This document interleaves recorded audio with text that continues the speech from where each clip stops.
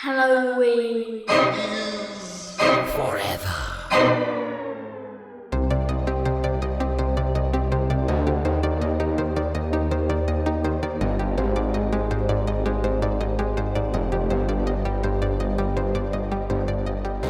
All right, everybody, please rise for the Sunnyvale Pledge of Allegiance. Place your right hand over your heart and repeat after me. Sometimes she goes, sometimes she doesn't.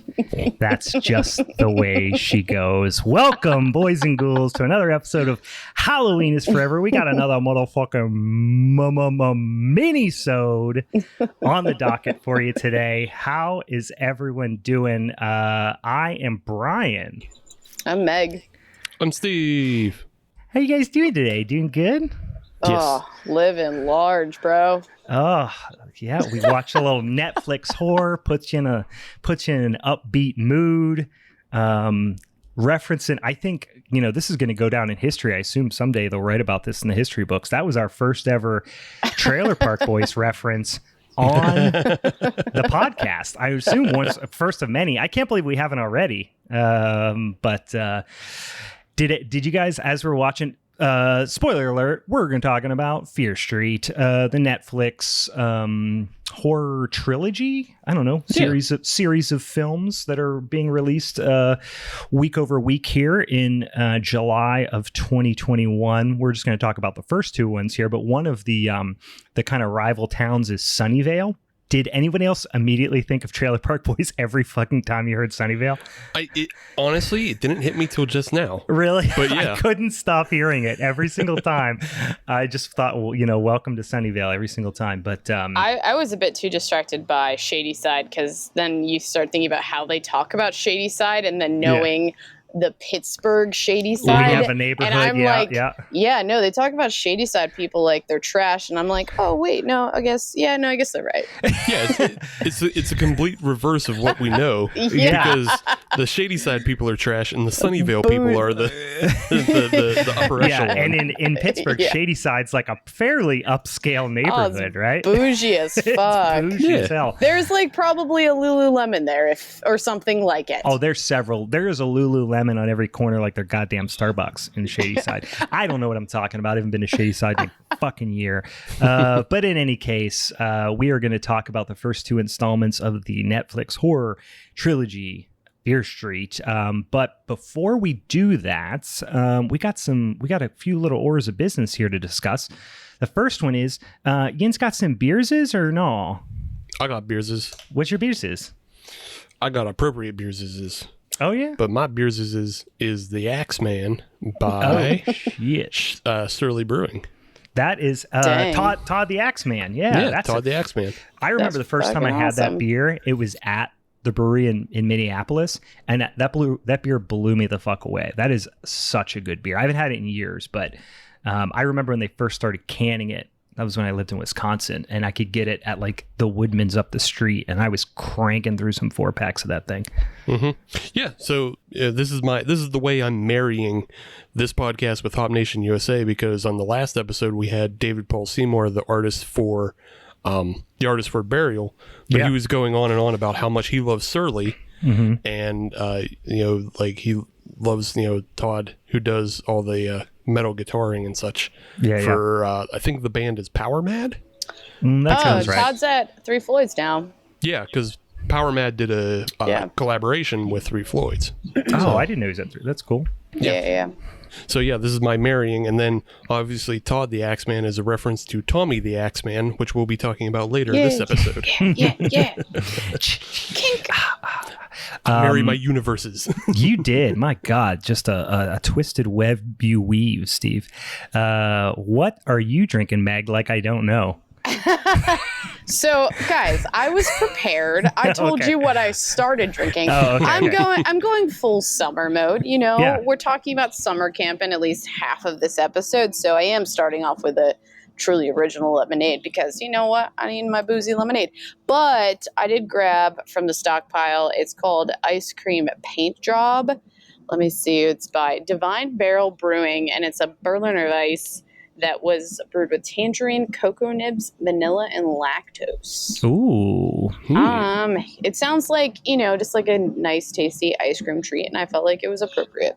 Very nice dessert. Very nice dessert beer.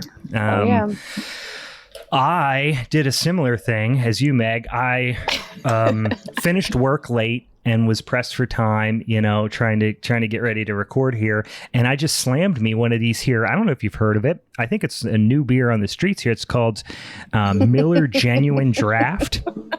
I slammed me one of those, which got me nice and lubricated for the podcast. And now I am opening. Actually, here, let's see if we can hear it. Hold on.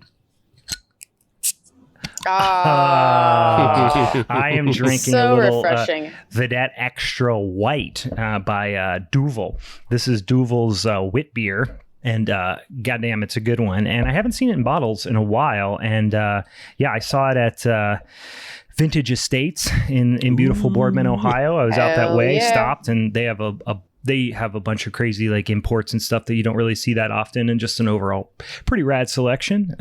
So I got me a couple of them.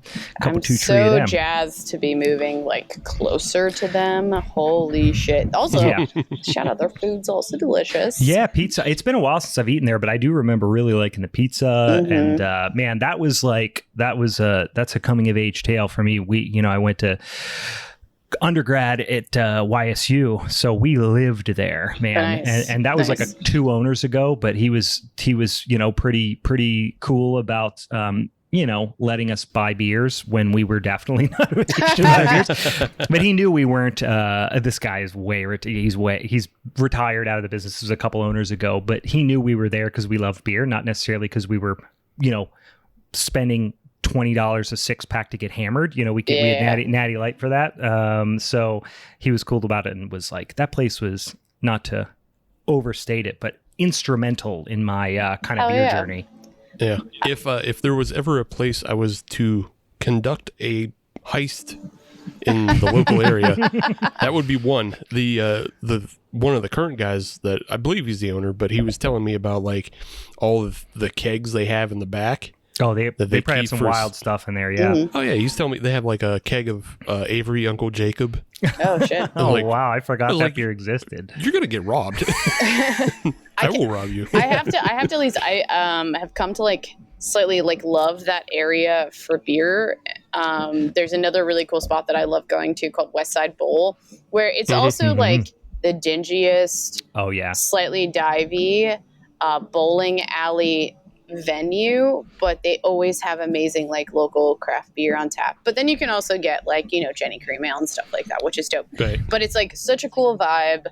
I like literally I think about their chicken wings a lot. But yeah, so shout out to Youngstown Boardman, man. Yeah, they're figuring it out. Have you done Susie Q's dogs as well? No. Ooh. Put it on the list, man. It's like Burgatory, where you build your own hot dog. Yeah. And then they have craft as well. So. Oh shit! Yeah. Nice. Yeah. Shout out to the Youngstown Boardman, Mahoning Valley area. There's some cool stuff over there. In any case, the next thing we should probably talk about before we jump into the movie, some exciting news about our next main episode. For those of you who are just tuning in for the first time, we do once a month a big old main episode. That's, we take a couple hours, sometimes even more than that, and we talk about a few of our favorite movies that pertain to a particular subgenre. So we require a little bit of help from the listeners, from our social media friends, to help us out in picking a subgenre that we kind of assign as the topic of the episode, and each one of us picks a movie, and then we kind of argue and piss each other off about what movie should be the winner and what deserves to reign supreme. So, and then we do mini episodes every week. Now, we do the little Instagram / Twitter / Facebook poll, and we announced the potential topics in the last mini-sode, put out that poll over the last couple of days. And just to remind you, the 3 potential topics we had were the game show, which was anything with like a game or contest associated with it, any film that has some of those as an element, Halloween episodes of sitcoms, and then we had time travel. And no surprise, based on the name of our podcast, the Halloween sitcom episodes dominated, ran away with it. But I'll tell you what, we had well over 120 votes on there. So that was pretty awesome, just from kind of popping in the Instagram story. So thank you if you voted, and thank you for people who continue to send us suggestions for episode topics to add to our kind of rotating pool that we pull from, and just thank you for everybody who's following us on social media. We've had a huge influx of followers on social media in recent weeks, and it's been absolutely awesome, and people making a lot of really cool comments on there and reaching out about liking the show. So this has been frankly very surprising and pleasantly so that so many people have kind of been engaging there. But so once again, if you don't follow us already, Instagram, we are at Halloween is Forever. Twitter, we are at Hallow Forever. And then Halloween is Forever podcast on Facebook page. And then if you want to shoot us one of them old-fashioned emails, go ahead and send us one over at halloweenisforeverpod@gmail.com. So that means our next main episode, which will come out that first week in August, will be our favorite sitcom Halloween episodes, which I'm pretty psyched about, and I've already kind of got it narrowed down to like 2 or 3. So that should be a super fun one. I just hope you know I'm coming for you. Yeah, listen. I'm fucking coming. Listen, I got a couple that you might not know about. Everyone knows about Roseanne. Everyone knows about, some of the big ones. I've got a sleeper that I think is gonna. I'm trying to decide whether I play it safe or whether I go with a dark horse pick. We shall see. And just to clarify, so in our conversation earlier, we're gonna avoid cartoons, but we want specifically just like sitcoms, like real people. Like that's what we're going to. That is important to clarify. Good point. Yes, because we were talking about some like King of the Hills got some great ones. Obviously, the Simpson ones are huge. Yeah. We're talking specifically about sitcom, like live, it doesn't have to be live, but you get what I mean, like real people sitcom episodes. We not hear cartoons. Leading up to the episode recorded in front of a live audience. That's all you need to, that's the criteria. That's a plus. It will be scored accordingly. But yeah, we're gonna do I would love to do a whole different one on Halloween cartoons. Oh yeah. I mean, we could probably do a whole one on just Nicktoons.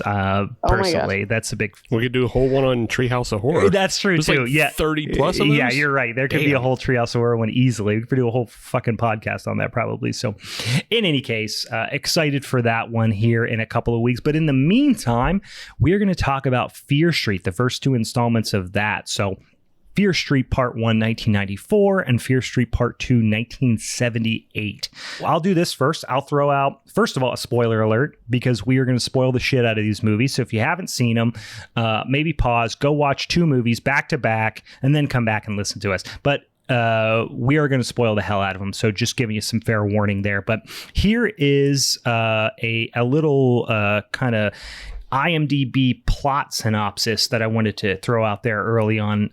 So Sarah Fier was a witch that was hanged in the no, that's not. This is not a plot synopsis. This is just literally my synopsis. So I should specify that. Usually I put the plot synopsis in here, but we're talking about 2 movies. So I was just like, here's a little bit of background. Like, this is what these films, I guess, encompass. So Sarah Fier, she was this witch that was hanged in the 17th century. She put some sort of curse on this town of Shadyside. And every few decades, someone is possessed and goes on a killing spree. And then, this kind of perpetually is her getting her revenge on the town by, terrorizing the descendants that killed her, right? That's kind of like overall what we're trying to accomplish. 1994 starts off, you don't really know any of that, right? So it just kind of starts off very Scream-like. Did everyone else get like some strong Scream vibes early in this film, especially? Yeah, and I saw a lot of that online as well. Yeah. And I was like, yeah, it's Scream. I mean, when I watched it, of course you're watching something, you feel like you're very clever, and then you go and you're like, no, everyone else noticed this as well. But I actually saw somebody put the first kill, which the actress's name is Maya Hawke. Maya Hawke, yeah, because she's Ethan Hawke and Uma Thurman. Yeah, Ethan Hawke and Uma Thurman's daughter. So she's the genetic lottery is what she is. She really is. Jesus Christ. So she is, you know, a name right off the bat, and it was very much paying homage to Scream with obviously the Drew Barrymore scene at the beginning. She was a big name, and then she got killed off in the first few minutes, which, if you really want to dig back, is an homage to Psycho, right? Hitchcock's Psycho and Janet Leigh, you know, getting killed off early in that movie. But not only that, the scene in which she's initially stabbed is almost a perfectly framed reshoot of the scene in which Drew Barrymore gets stabbed, right? I mean, I saw people put it side by side, and it's obviously an homage. It's so right. The movie is full of it. Yeah. At the same time, it's also an homage to Stranger Things, because it's in it's in a mall, and it's Maya Hawke, and she was working at the mall in Stranger Things season 3. That's true too. It's kind of a marry of both. Yeah, this has, I mean, no surprise here, not just because it's Netflix, and this is interesting. I heard a lot of people, you know, telling stories about like the development of this series, and it was supposed to be this, it was supposed to be that. It was like sold to Fox, and then they sold to another company who got bought, all this kind of acquisition stuff. But I have a very hard time believing that this wasn't destined for Netflix from the beginning. Like, it has a very Netflix vibe, very Stranger Things vibe. And then I learned, just kind of poking around online, that Lee Janiak, who's the director, she directed both films, all 3 films. She's married to one of the Duffer brothers. So it's like, I mean, give me a break. Don't tell me, because I read this thing about like, oh, it was supposed to be optioned here, and then it was going to be this, then it was going to be that, and it was like, no, this was born and bred for Netflix for sure. Can we be clear that, like, I feel like it was born for Netflix is the same thing as like a made for TV movie, like for our it's generation, a little bit, you but know? just with higher production value. Yeah, that's so true. Just that's a little very higher. true. Yeah, but I feel like that's our modern day. Yeah, but I could definitely see it for sure. Yeah, it's just a little bit more, but they still can't afford like the huge CGI render farms from, you know, other countries that like Marvel does. Right. Yeah, I'm not gonna lie, I couldn't have imagined, because I saw that they wanted to do them like each month when they initially released them, that I was like, there's no way I would have probably come back. I would have waited for them all to come out. Sorry, spoiler for that. But definitely did not come across to me like hey, I'm going to AMC and getting some butter popcorn for this. I know. I read that as well, that they were supposed to be released in theaters each consecutive month. Certainly not I think this was super smart the way they ended up doing it, releasing consecutive weeks, because spoiler alert to how I feel about it. I went in with super low expectations, and 1994 exceeded those. And so I went in with kind of higher expectations for 78, and we're a little disappointed, but I will still watch 1666 because I've watched the first 2 and it's free and it's fucking on Netflix. What the hell? You know, it's not free and I already have a subscription. I do enjoy the fact that it does kind of go backwards in a lot of ways, because I feel like you don't always see that type of trajectory. But 1666 kind of looks interesting and dope in a witch vibe. Yes, they were definitely. I'm interested to see what they kind of bite off of, you know, with this one, because obviously the first one was paid a ton of homage to Scream. The second, 1978, which we'll get into, paid a ton of homage to the Friday the 13th franchise, specifically, like, I guess, some of the early movies. But I'm interested to see kind of where that goes in terms of the influence for 1666. And here's the other thing. This is something that I saw people online raving about that, frankly, was kind of lukewarm for me and felt pretty ham-fisted, which was all the quick cut music cues from the era. People were going nuts about this. And listen, I'm not trying to yuck anyone's yum here. Like, if you love yes, there's a nostalgic element. And listen, I was 1994. I was freaking 8-9 years old. So I definitely know all the those songs and have some nostalgic feelings about them. But like, they didn't really tie into in any meaningful way to a part of the movie. No, I think it just definitely hits on. They're trying to set the scene for the time of year so that you can kind of go back to that. And I don't even know if like their audience though would have picked up on that, or they would have picked up on it in a very surface level way, like, oh yeah, my mom who grew up in the fucking 90s, because I'm sure people watching it were like grew up in the 90s, listened to Soundgarden and Nine Inch Nails and all that shit too. But I feel like it was solely just to create that perception of that time frame. That I also, being a music fan, being in my 30s, I'm like, you guys still fucked up, but it's fine. Yeah, it's just like, it felt like just this iPod shuffle. I think somebody kind of described it that way. I'm taking that from somebody. Somebody said like, it just sounded like an iPod shuffle from the mid 90s instead of like, let's put a movie in, you know, again, I'm not trying to compare this to, you know, Platoon or something like that, but think about the use of music and those types of that is of the area and those types of movies, and it's during an iconic scene. This just felt like it was the only way they can reinforce this happened during this time frame, because otherwise it would have no time tie to that time, right? Forced is probably the good word to use. Just forced. It's very forced. So, and it's interesting though, because like one of the very first ones that you get hit with is More Human Than Human by White Zombie. And that one actually works because it's tied to the character of Josh, who's like he's a little metalhead nerd. Yeah. You know, hanging out in basements. So it makes sense that he's actually, you know, it works partially as diegetic sound because he's listening to More Human Than Human as he surfs the net and talks with his serial killer friend. Yeah. Who, you know, on AOL. Right. But then, the rest of them, they just get hammered in there, like, you know, square peg in a round hole. And actually, More Human Than Human didn't come out till 1995. And later on, I heard a couple of those. That's the shit that I was like, I wasn't going to totally call out, but yeah, so that's why I was like, they fucked up. Yeah. And Firestarter, which is by The Prodigy, which is used later, doesn't come out till 1996. Yeah, and I think like people bastards. I feel like people our age were like excited to have like a new slasher summer type film, and then like, but at the same time, because we grew up in those eras, we're like, nah, brah, like, do better. Yeah. So the one thing I want to like kind of praise this film and series so far is jumping back to that first kill. It's incredibly brutal. Yeah, so it was strange for me to hear people's takes, because as I was watching, you know, I was posting stuff on like the Instagram account and just, you know, doing millennial shit on there, and it was like so many the comments were so polarized. Surprisingly, I thought everyone would kind of be lukewarm on the whole thing. It was either this is a modern slasher masterpiece, or fuck this, I want it to burn. You know what I mean? Yeah. It was so there was nothing in between. It was so bizarre. Yeah.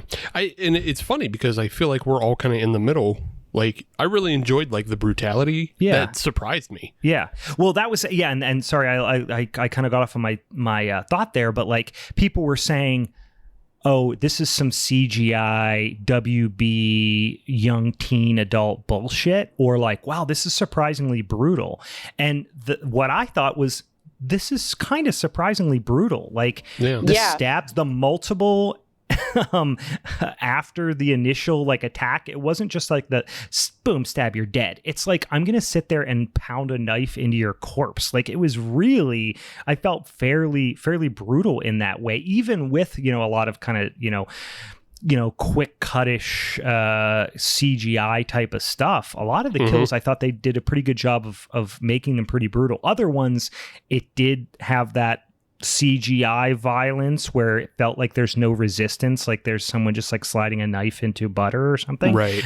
So they weren't all perfect, but there were some of them I was like, at the end of 78, so some pretty brutal stuff. That was incredibly brutal because they're like, one girl's getting hit with an axe, the other girl's getting stabbed. Yeah. And it was rough. I really wanted to back it up just slightly to one of the other, because that was one of my takeaways too, was like when I was trying to find her character's name because I'm forgetting it, but it was Julia Raywald. She was like that girl that sold the drugs. What was her name? Katie, I think. Maybe, yeah. Katie? Her death. I literally had to pause and be like, "Oh fucking damn! You're going through a bread slicer." Yeah, I love the bread slicer. I also people online were like, "They put her through a meat grinder." I'm like, "Bitch, you never worked at a fucking grocery store. They never worked anywhere because that ain't a meat slicer. That's a bread slicer, you bitch. You've never hung out at Foodland or Shop and Save. You have never worked at Save a Lot. I worked at Save a Lot." I totally thought that somehow it was going to be reversed and like she would have like put because I think the guy killing her was the original mall killer. And I was just like, yeah, no, she's totally going to do it. She's going to like be badass. And then I saw that because I feel like in 94, her death out of that group of friends was like the first. And so you're just like, I'm waiting for them to be like the badass heroes right now. But because of this curse on this town, no one's gonna survive. And I kind of liked that aspect of the film as well. Anybody can die at any time. I definitely appreciate that in movies, in horror movies in general, and especially slasher movies. Like I hate when you can tell this person's not going to die, they're safe, because it just takes a lot of suspense. And this, like, you hit her, and then the other guy who I'm forgetting, who was the Pound Town, the guy who made the comment about going to Pound Town. That was a pretty good. I got a little chuckle out of that. He also obviously got a very abrupt axe to the head. Kind of reminded Simon. me, Steve. I think it was her co-pilot or whatever. Reminded me, Steve, of the kill from No One Sleeps in the Woods Tonight that we were talking about. It was just like super sudden, completely out of nowhere. Out of nowhere. I can appreciate those, but yeah. What did you guys think of the character of Simon? Because it seemed kind of weird to me. Like, he, on the one hand, he's into selling drugs, and he dresses mostly kind of like punk for the decade. Yeah, but almost greaser, straight edge punk kind of thing. Yeah, rockabilly. Oh yeah, he did have a bit of a rock, because he did have like the cuffed sleeves with the cigarette in the sleeve almost type of thing. I don't know if I'm imagining that or if that was actually a reality. Yeah, it's like rockabilly grunge. So sure. I feel like it's pretty natural. Like he goes to Reverend Horton Heat concerts for sure. Yeah. We would have been best friends. Well, I think about it's like we want to put these people into characters that like fit certain roles that we're used to. Whereas I can definitely agree. He came off to me as a weird character as well, because I didn't really know where to put him. I almost think of him as like this like angel figure where he's always just kind of comforting people along the way. And sorry if I'm getting even like deeper on it than I really even You're definitely need going to. deeper than I was. This isn't Mother. I know you want this to be Mother. It is not Mother. I was only going that it seemed weird that he was a Reverend Horton Heat fan, but also he had a lot of school spirit. He did have a lot of school spirit. That threw me off. He was Employee of the Month multiple times over. Every I liked single that. month. He was a complex. I actually like this. So yeah, he was the very quirky, complex character that you don't, where like he's this kind of counterculture type of like. I don't recall if they actually said that he was gay or anything like that. I don't know if they called it out. He did kind of chase after the one dead chick. Did he? Yeah. Yeah, I just for whatever reason got this idea that he was kind of like again, pansexual kind of thing. Right. Like he's just this overarching like caretaker, overseer, like he loves everyone type thing. But he has this like sense of duty. I'm just calling him an angel. His new nickname is Angel for me. Okay, guys? He grew on me. Like at first I was like, oh, this is the annoying comic relief, levity guy that's going to crack dumb jokes. And then like over time I started to kind of dig him a little bit more and started to he's probably the only character besides the little brother that I actually gave a fuck about. I definitely didn't want him to die, and then he died, and I was kind of I was really a little bit worried the little brother was going to die. That was the only one that would have affected me, I think. He was awesome. He seriously, I feel like we should talk about him for a second, because I feel like he was the most badass character that you did not expect to be the most badass character. And I feel like those people that you like really want to succeed in life and all, but they like just want you to make them pizza. Yeah. Well, I mean, I've dated those people. But like, he was awesome. yeah, there's no way Josh isn't currently a podcaster. Yeah, that Like- character definitely. Yeah. Yeah, with like being in the heavy metal and serial killers and everything. Like whatever alternate universe this is, he started last podcast on the left Yes, 100%. Yeah, that's a with great his analogy. AOL friends. Yeah. Listen, I've had a lot of creepy chat room conversations that are What the very fuck, much Brian? like that back in the day, man. Back in the day, ASL guys, what's up? Anyway, yeah. So the one thing the other thing I kind of wrote down that I really liked about 94 versus 78, the twist. I didn't really know where it was going in the first one. I don't know. Maybe I was just kind of bought into the whole, like, you know, this reminded me of, you know how like network TV in the summertime puts on like stupid game shows, you know, like Wipeout and like, you know, Holy Moly and all this shit that's on like network TV. I don't watch network TV very much at all throughout the year, except for in the summertime, because it just puts like kind of mindless summertime nonsense on. Dude, This I feel was that for me, but in a very positive way. I don't mean that in a derogatory way. It just felt like just very kind of mindless summertime fun watching with 94, and maybe that played into it. But I really didn't really know. I just thought it was going to be after the initial killer, you know, after the kill in the mall and everything, he gets shot in the head. You obviously see the skull-faced killer after that. I just kind of assumed it was going to be a whodunit copycat killer type of thing. Sure. Because I didn't know anything. I mean, I was a diehard Goosebumps fan and read like dozens of R.L. Stine Goosebumps books back in the day. But I never read any of the Fear Street stuff. So I didn't know anything about it. I just thought it was going to be this like, whodunit type of thing. And it was a copycat killer. So when that twist came and he was the same kid and he had a fucking bullet hole in his head, I was like, oh, what the fuck is happening? I didn't expect it to go supernatural, I guess. Yeah.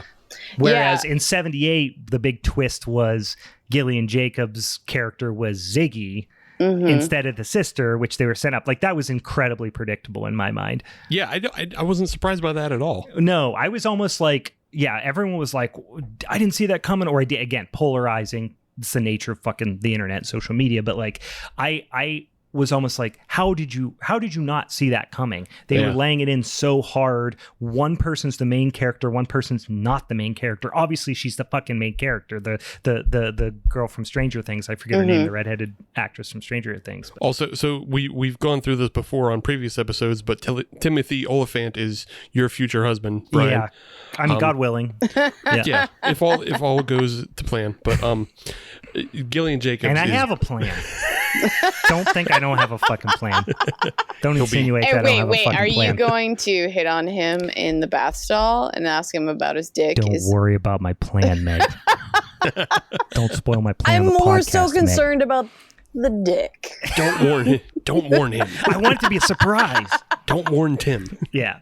But with that in mind, Gillian Jacobs is my future wife, and she's fantastic. Awesome. You fall in love with her in Community, of course. Right, yeah. Community, but then Love on Netflix. Oh yeah, and then, that was actually really good too. Yeah, I know her most from Comedy Bang Bang. She used to be on the Comedy Bang Bang podcast, and then I think she was on the show a little bit. But I was like, she's fucking hilarious on old episodes of Comedy Bang Bang. And I haven't listened to that show in a little while, so she's probably still on it. But she's fucking hilarious. She almost comes off. She's in a like the Pittsburgher same. too. Oh, I didn't know that. Yeah, she's an Upper St. Clair girl. Yeah. She also almost like has like the same vibe in a lot of her characters. I mean, obviously I knew her from like Love and Community, so I like saw that transition. I'm like, okay, I could see the transition from A to B here. Like, I don't know, it's like quirky, but also very aggressive in a way, like in a good way.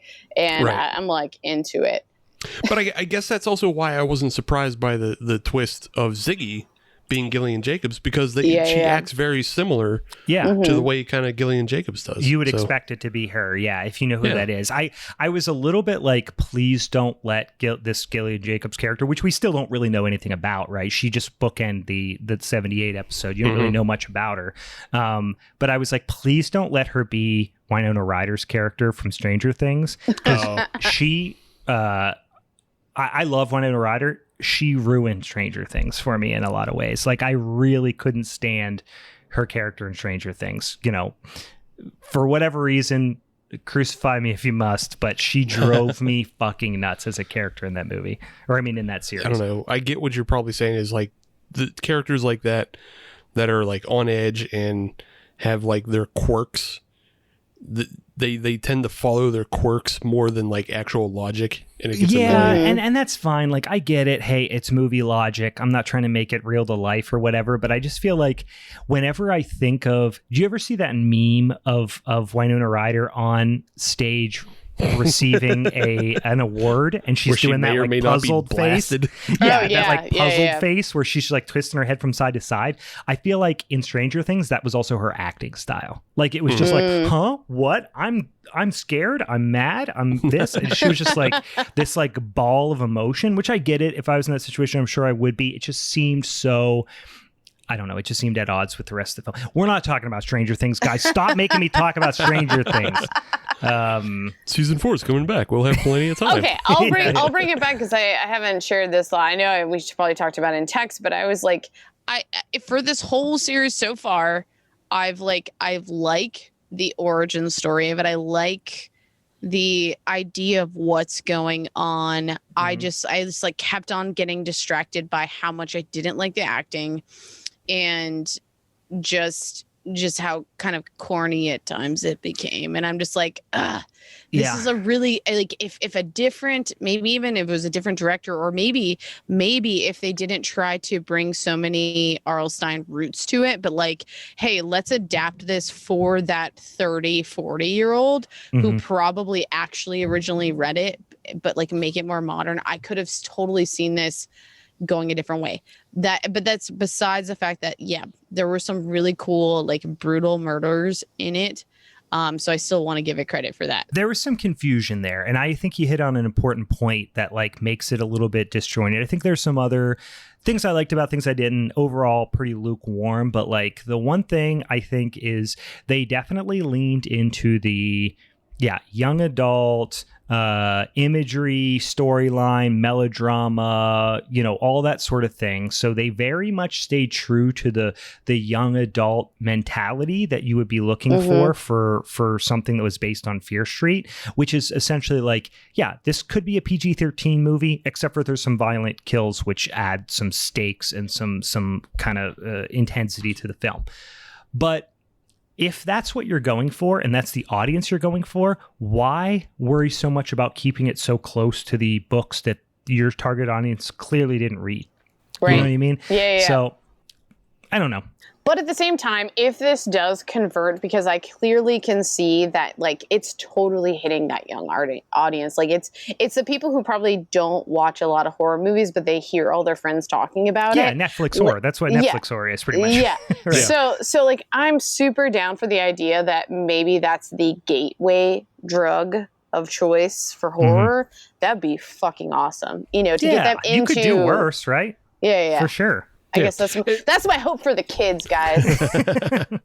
and like, Brian's right. It's Netflix horror, because if you look at Netflix, they have like no classic horror. No, it's all original stuff. It's all super sleek. It's all really high production value, or I don't want to say high production value, Netflix type production value type of stuff. or just like the newer of like paranormal activity kind of garbage, Quiet and shit Place, like that type of stuff. 100%. There is a specific type of kind of blockbuster horror audience that they're trying to attract with this stuff.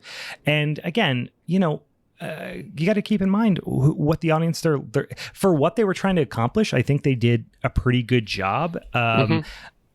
I'm interested in 1666 to see if they maybe, not that you could completely rewrite all the scripts to make it go in reverse, but like it does feel like it's winding down and peaked in the first movie. And we haven't talked much about 78, so we should probably get into that. But I feel like it definitely peaked with like the twist in 94. I kind of didn't see it coming. I like the supernatural element. I know a lot of people had problems with the realistic nature of using like the pens or whatever to bring her back to life after she drowned or whatever. Yeah, you know, but she I thought gave her a lot. Let's be good. That was a lot. Right, but that was a lot without even following the dosage that they tried to follow. No, too much. Yeah, listen, the plan went off the rails, guys. She didn't anticipate drowning her. Right. But in any case, I thought that was kind of cool to like do because they did a great job of taking it to the point where it felt like it was an insurmountable obstacle, and then taking it to the next level of how they are going to try to circumvent the reality that they're dealing with, you know. And hey, maybe if we kill her and bring her back to life, like that Dire Straits thing. But then of course it had the teen drama mentality of like, I don't care what happens, I'm still kind of horny, you know, which like people were shitting on that in you know, comments, stuff I saw online, like, oh really, like their friend would die and then all of a sudden they're finally like, have you seen any of the fucking Friday the 13th franchise? Like, have you seen have you seen any movie ever? Like any slasher movie ever? That's a slasher trope. Our friend died, but let's fuck. You know what I mean? It's real plane going down mentality. Yeah. Yeah, for sure. For sure. That's a great way of putting it. So I had one note before we kind of move on to 78. I just had one note about the writing in 94. There's a scene where they're in the school bathroom and they lure all of the witch's proxy killers, which are all the monsters that she's, you know, created from the past. They lure them and they decide to set them all on fire. And they set them all on fire. They burn them down. And I believe it's Josh, and he says, "Come back from that, motherfuckers." Right. Oh. Then they start coming back. Why was the line not, "Oh shit, these motherfuckers are coming back"? I know. Come on, you have a setup. Easy, right? Yeah, there's a beach ball of a punchline hanging in the middle of the room. You're holding a tennis racket and you don't even swing. You know what I mean? You whiffed on the easiest line. Yeah. Come back from that, you motherfuckers. Oh shit, these motherfuckers are coming back. And then run away. I am so sick of these motherfucking snakes on this motherfucking plane. But yeah, it's just, listen, say what we're all thinking. You're gonna make me happy if you say exactly what I'm thinking. Yeah, you know, so overall, you know, the ending, the twist at the end, obviously they leave you hanging. You know, these are not standalone movies, obviously, because you would have no fucking idea what's going on at the end of either of them, really. I mean, you kind of have the general idea, but like at the beginning of 90 or at the end of 94, you have no idea what's going on. You know what I mean? You kind of understand there's this witch, and you don't really know what Sam or Dina did to make Sam possessed by it, because you're like, and I still don't understand. So I'm hoping for an explanation there. Was Sam just happenstance because she was on the side of the road and she touched or bled on the bones? Because obviously the mall boyfriend, I forget his name, who gets shot in the head, he's the one that was foretold, if you will, right? Yeah, I think his name's Ryan. I think it's like Ryan Torres. But yeah, the witch has a bunch of names of like who is the next person she's going to like possess or whatever. And just as a neat like thing in the movie is like you usually see a fly buzz around somebody's head. I saw that. Yeah, I heard about that. I didn't notice it when I watched it. I will not front. I did not notice that at all. But I noticed it right away on Ryan. Like he's walking away. Oh, on his neck. Yes. There's a fly on his neck and he flies away. And I was like, oh, that's weird. I bet he's, you know, possessed or whatever. He's gonna. You knew he was up to something, but I had no, for whatever reason, I was going in because maybe some of the promos I saw or imagery, I thought this was just gonna kind of be a paint by numbers, twisty teen slasher. I really, for whatever reason, I was not ready for paranormal. So it worked on me. I don't know. Yeah. Again, low expectations make all the difference. As I've told everyone I've ever been with romantically. So sorry, I just started throwing out fucking Jeff Foxworthy jokes. I don't know. That was a very hacky fucking joke. Dude, I was also thinking it though. Yeah, same brand of suppose. But back to your point originally of like, why is Sam the next possessed one? That doesn't make a whole lot of sense yet. Yeah, it doesn't. I hope they wrap it up in 1666 because it's like Sarah Fier has a plan. She etches people's fucking name on the stone, and then that's the person that, whatever. But then you are my puppets. Yeah, but then freaking Sam is almost just like by happenstance, and it's like she bled on the hand or she touched the hand, because there's a thing about nosebleeds, right? Yeah. But like, There's why did connection. Dina get a nosebleed in the school bus before she fucked up and dropped the bucket on the car, which made them crash? They did just say that when she's around, that you'll get it, like you can get a nosebleed. I don't have the correct verbiage on it, but I do remember them saying it. So You're like, right. So like, I don't know, but it still doesn't totally connect all the dots, because you would think then everyone would have gotten a nosebleed. Yeah, why is just those people? Right, but I do remember that quote. You're genetically predisposed to witch bleeding. Oh my God, guys. that's what they call it. Witch bleeding, band name, album name, something. TM, guys. Yo, guys, I'm learning how to TM. scream right now, and that's going to be my new hardcore band name. Witch bleed. Witch bleeding. But it's like, I guess they were driving past the gravesite, so that could have been, but why just Dina? I don't know. Right. Hopefully it'll get explained. Yeah, like that is a little weird, because she didn't. Sam's like the main chick, right? That we're talking. No, about. that's Dina. Sam is Dina, her girlfriend who moved to the other town. But Dina saw the witch stuff, though, if I remember correctly. Didn't she also just like randomly get the visions? Because I feel like I remember this. Please confirm or deny. Are you thinking about the sister in 78?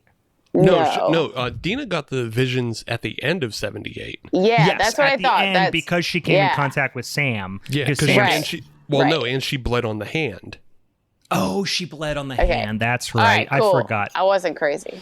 No, you're right. I completely forgot she bled on the hand. Yeah, so they're both kind of now so I'm curious what in some capacity. Yeah, like something will probably happen from that. But again, the town's cursed. Everyone's fucked. Everyone's gonna die. Guys, they got a lot of splaining to do. Wrap it up, y'all. They got a lot of splaining to do. So do we want to talk about 78? Because I feel like we have talked so much about 94 at this point. We probably should a little bit, but I would say two things I took overall from 78. One, the twist we talked about, not surprising at all. So that kind of made me not like it quite as much. I also thought it dragged a lot more than 94. Mm-hmm. The pacing was so manic. It was so up and down. And 94 struggled by that a little bit, but I almost was just like, yeah, that's how Netflix paces shows and movies. Mm-hmm. Like they have this habitual thing. And I don't know if maybe it's something that like, God knows they've probably done some unbelievable amount of market research on this, and maybe it's okay, but maybe other people it doesn't bother them as much. But this like up and down pacing where it's like it drags and loses me, then it does something to reel you back in, then it drags and loses you. It's just like it's such a bizarre pacing structure, and in 78 was even worse. It honestly, you know what, you're just saying this and I'm just coming up with this theory. Yeah. But it might be built in screen time for you to look at Instagram and bullshit. Oh, that's what I was kind of dude. You're probably right. It's like people boring. don't pay attention to movies anymore. Shit. They need time to look at their phone. So yeah, that's a great point. I wouldn't be surprised. Or they make you want to look at your phone because it's so fucking boring. Yeah, they want you to tweet and Instagram about it. Yeah, please. Why don't they just put up on the screen, tweet about us right now? Here's our fucking handles. Yeah. It's not something that I think affects us as much because we are used to watching movies all the way through and being attention to them. Although, I'm sure we all look at our phones and stuff. But I feel like maybe generations younger than us, they might have that built-in need to just... It depends on the movie for me, because if a movie is great, because I'm attached to my phone just as much as anybody. Like I'm always checking fucking Instagram and everything like all the time.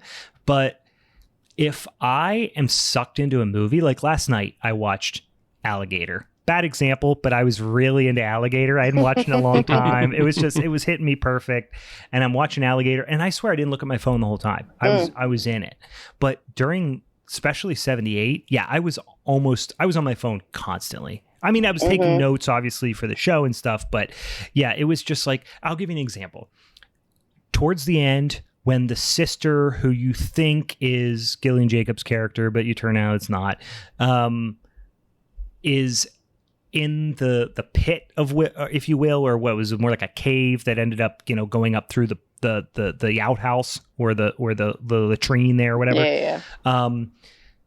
She is having that kind of final monologue for whatever reason with the kind of punk girl.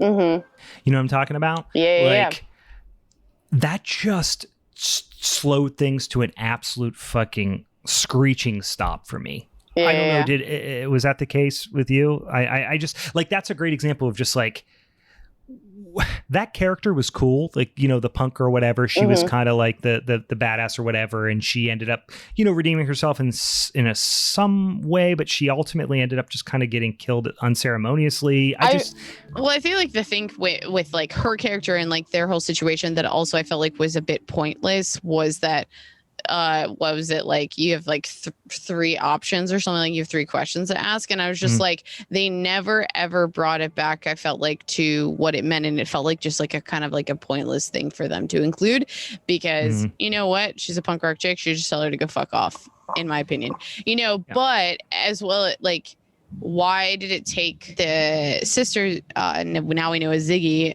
was trying to like rescue them? How did she all of a sudden think about, I feel like, again, it goes back to slowing it down, that like, okay, here's this trauma. Now I have an idea that, oh my gosh, maybe there's a map out of here and shit like that. Versus, I can definitely understand and see, like, one of my biggest takeaways, and not to deter from where we can come back, is just like, I think the murders in 78 were just really good, and that was probably the only big takeaway that it took from it, but it felt slow and boring. I like the veracity in which he swung the axe. You know what I mean? Yes. Like, it was high energy. It was super like kinetic swings. Yeah, very violent in the way he swung. Even when he was like in the first one, when he was chopping at a door or something like that. I was excited for 78 because I was like, dude is crazed and athletic and violent and scary. You know what I mean? I almost think about it like, when we see zombie films where the zombies are slower versus faster, and now we have these murderers who we know are just possessed, and they're just all of a sudden just really fucking intense, and you're just like, okay, I don't know if I'm ready for this right now, but you just have to be. Yeah. The baghead, do you guys I liked that it was definitely like an homage to Jason, and thank God they didn't put a fucking hockey mask on him. That's great. Like, they were slightly less heavy-handed than that, and they didn't make him a big guy or anything. He was just like an average guy. But I don't know. How'd you feel about the baghead reference? It didn't do anything for me, especially because, I don't know, I don't think he could even see through that kind of bag. I feel like it was forced. Well, his head got cut off, didn't it? So wasn't that like replacing his... Like, when he put it on, didn't ultimately his... No, I'm sorry. No. I'm getting confused. Yeah. No, the head chopping off... It did get cut off at the end. Yeah. So, like, I get it. In the future, he will then have the... That's what I was getting at. Like, his head didn't cut off when he put the bag on his head, but it was a... now it's almost a headless horseman type situation, a Kabod Crane situation, where like his head did get cut off ultimately. So now in the future, when he comes back to terrorize people in 94, the bag is his head, you know, of sorts. No, but didn't that bag was put over his head to try to kill him? Initially, yes. Yeah. It was put over his head to kill him or distract him or whatever. Right. And that was, to me, again, one of those things that was really forced and corny, that I'm like, okay, now that he's possessed, all of a sudden now the bag is part of his being. That I feel like as a character, as a murderous character, it was very horrifying, but how they decided to set that up, I felt was it was kind of cheesy. You had to have a mask though, because you couldn't know who he was, because then it would have ruined the surprise of it. Hey, it's the boyfriend. Yeah. Well, you kind of knew. You didn't know he was going to be a significant character until the nurse attacked him. Then you're like, oh, he's a marked guy. Which, guy, answer me this. I missed this, but I heard somebody say, or I read somebody say something on social media about the nurse who attacks the guy who's ultimately the axe killer. The nurse was the mother of the girl from the first movie, who is like the kind of with the razor blade, teeny bopper razor blade girl. Yeah. Did they say that? Did I miss that? Okay, I just totally missed that. They said it in such a way, but yeah, they because I believe you see her name first on the wall. Mm-hmm. And then they say her name, but they never reference. I mean, it's a vague reference. It's not. Gotcha. But it's more of a world building thing than a plot point. Yeah. I just was really hoping that Jason Alexander was going to show up at some point. Stop trying to have Jason Alexander show up. How great would that have been if they were just like in the, they were having that really serious, or after, even better, after the nurse attacked him and they're just like stunned. And then Jason Alexander pops. He's like, "Oh, where's the spermicide?" Like, how great would that have been? Just add a little levity. I was waiting for Shears to come out at some point. You know what, Brian? Listen, Netflix can afford Jason Alexander. I have a serious comment for you, Brian. You need to move on. Wait, and I thought this was going to be like from the last episode where you were like, "Brian, incoming. I'm about to swear. Fuck you."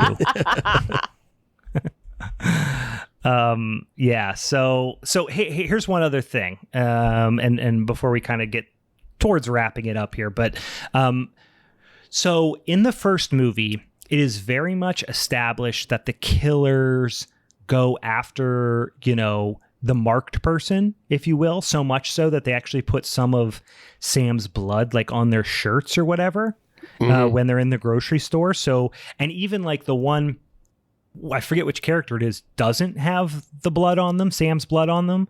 And the proxy killers or whatever just run right past them, right? Almost like they can't see them. Mm-hmm. Yeah. Why in the... Okay, I'm kind of working inside my head. I was going to say, why in the second movie does the killer not seem to have any concern about who he kills? But I guess... though that's the initial massacre. Not really, though. No, I feel like maybe, like, okay, one idea, because it could be just, I was thinking first, like, oh, sisters are blood, but that's the only kill that would, like, account for. Yeah. Like, okay, maybe they share similar blood, but. Is it like when they come back after being killed? No, it doesn't make any sense. I'll just tell you right now, it doesn't make any sense because in 1994, Steve with the hammer, boom. I'll just don't make sense, bro. I'll just stop. Shut up. It doesn't make sense. I'll just stop all this conjecture. It doesn't make sense because in 1994, where they're using the blood as the lure, and then you see times where the Axeman, runs past. Yeah. But earlier in the film, Simon is just on the street by himself. And he gets attacked by Razor Blade Girl. Sure. That's true. And he's not marked. Because I was going to say, maybe after they're marked, like it's after the initial death, like after the initial massacre. And at that point, when he's killing everybody, Axe Guy's killing everybody, he's still mid berserker mode massacre. But then let's back that up to the first killing. Where was the continuity with that one? Well, what do you mean? So like Maya Hawke's character might have been marked, but that still doesn't make sense because they found a body in the food court. Yeah, that's what I'm saying. I don't think she was marked. I think she was just part of the massacre. Yeah. So like every 30 years there's a massacre, right? And Maya Hawke's character was just part of the mall massacre. The kids in the bunk that he axes up, they're just part of the initial massacre. Mm-hmm. And then after they're killed, because he is killed ultimately, or you're meant to believe he's killed, he's laying there on the ground, then he comes back, then they operate under the rules of the proxy killers. Well, let's like make this thought then. But you're maybe, right, Steve. The blade person doesn't make any sense. Well, this might even explain it. Is like maybe the blood thing was just the kids' theory. Again, talking about kids with the egos are like, we gotta figure it out. We gotta wear. Yeah. It did work because it also contrasts the fact that the Axeman runs past them earlier. All right, maybe now it's just because he has a bag on his head. Maybe he just has a bag on his head. Imagine what that does to your field of vision. Yeah, your field of vision's all fucked up with a bag on your head. Yeah, I know from experience. What? What? Nothing. Moving on. It's a broken system, but whatever. Yeah, we're picking apart something that probably isn't designed to be picked apart this much. Like I said, we're giving this a lot of energy now, y'all. It's an edgy PG-13 horror for young adults, guys. It did fine. Last I checked, I am reverse age +2. Okay, bro? Yeah. And they can't show actual kids getting killed. They have to do all that off camera. That's why it's edgy PG-13. It's like... Yeah. It's like 16 in Australia. I don't know if I would want a 13. Right. No, actually, I mean, I'm like PG-13. This movie is like pretty brutal, but I kind of appreciate where PG-13's going. Yeah. You know, the people who loved it and said it was the next coming of I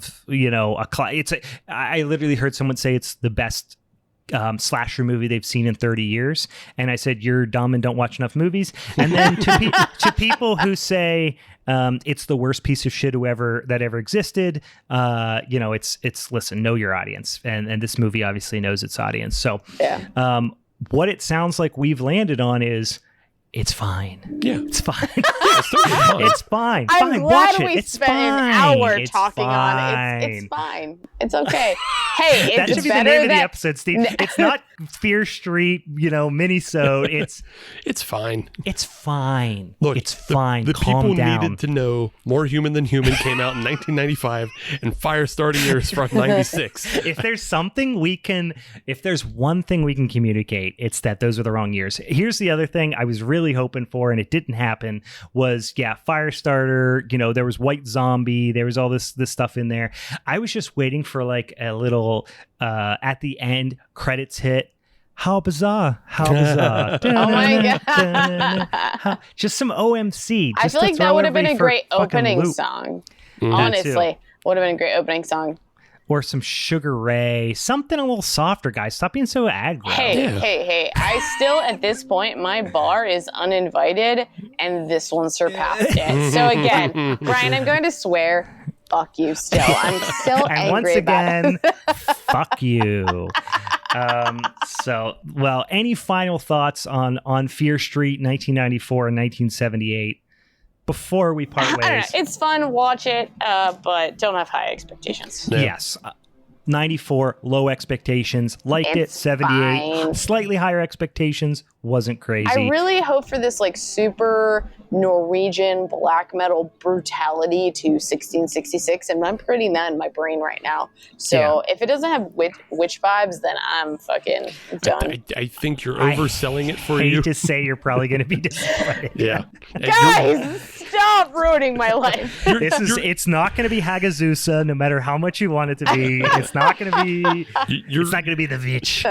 The fact that you just said you're trying to put Norwegian black metal vibes into this American Puritan cult, it's not going to work. These are just my normal descriptive words. You know what though, Meg? I would not be surprised if we do see some sort of black metal style use of like an animal skull.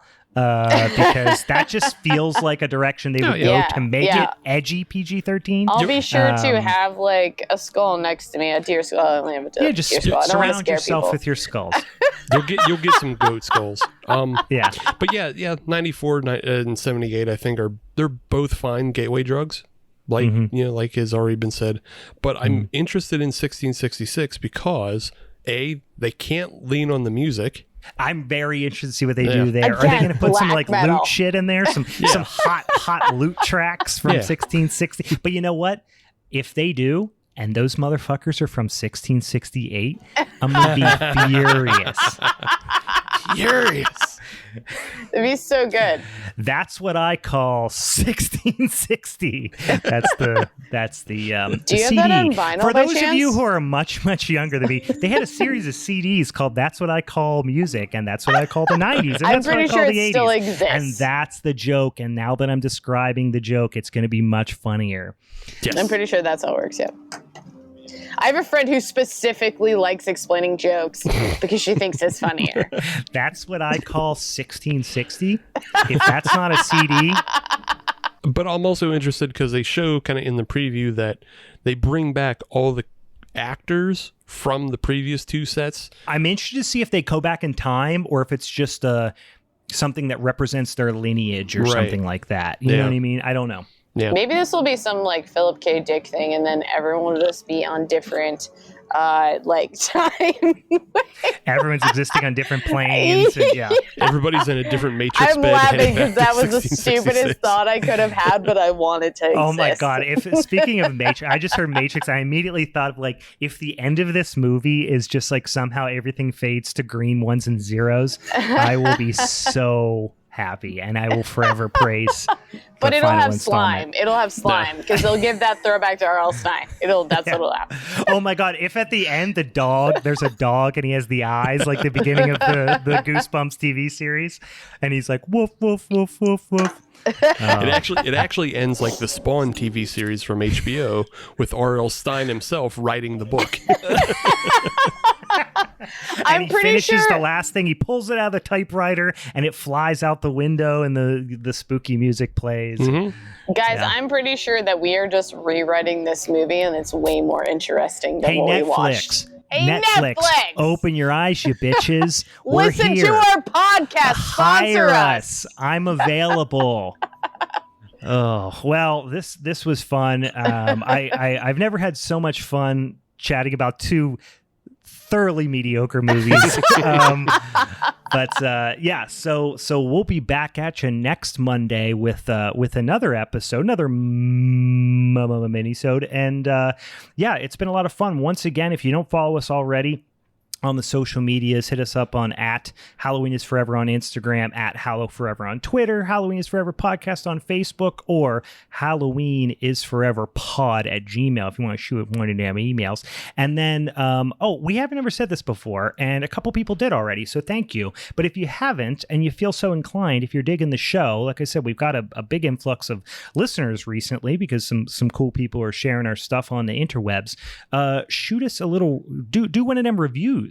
I hear that's a good thing for podcasts. I don't fucking know. But I think if you put a 5-star review and say, hey, I like this and these guys are cool in the comments on, Apple, podcasts or whatever, I think more people will hear us. So give that a try if you haven't already. A couple people already have without us asking, which was super nice. But otherwise, besides that, for Halloween is Forever, I'm Brian.